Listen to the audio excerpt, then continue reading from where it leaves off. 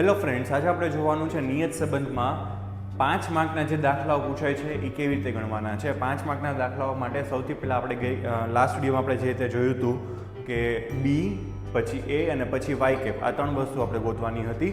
તો સૌથી પહેલાં તમારે અહીંયા રકમની અંદર એક્સ અને વાયની કિંમતો, વાય ચલની કિંમતો, બે એક્સ અને વાયની કિંમતો તમને આપેલી હશે.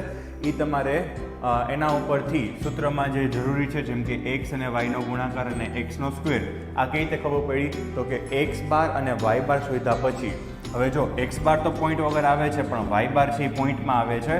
દેટ મીન્સ આપણે અહીંયા આ ફોર્મ્યુલાનો ઉપયોગ કરવો પડશે ને એક્સ અને વાયની ચલની કિંમતો તમે જોઈ શકો છો કે નાની કિંમતો આપેલી છે, જેનો વર્ગ કરીને ગણતરી આસાનીથી કરી શકાય.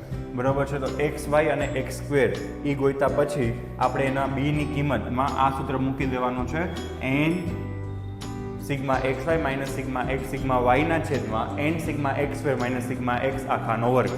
આ સૂત્ર મૂકવાનો પણ તમારો માર્ક્સ મળશે. તમારી ગણતરી ખોટી હશે તો પણ તમને સૂત્રનો માર્ક્સ મળશે, એટલે ધ્યાનથી તમારે સૂત્રો પાકા કરવાના જ છે. બરાબર છે. આ રીતે તમને બીની કિંમત મળી જશે.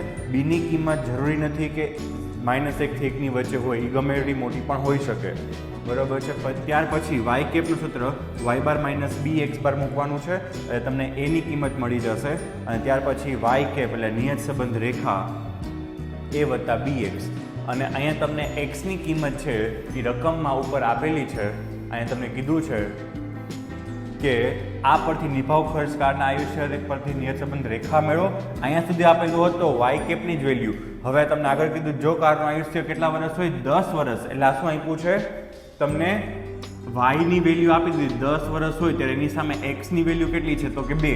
તો તમારે એક્સ બરાબર કેટલા લેવાના છે, 2 લેવાના છે, અને એને તમારા સૂત્રમાં મૂકી અને એની અંદાજિત કિંમત મેળવવાની છે. આને કહેવાય નિયત સંબંધ મોડેલ, નિયત સંબંધ રેખા.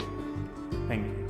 If you want to see short videos of accounts, like statistics, go to the description and follow the link.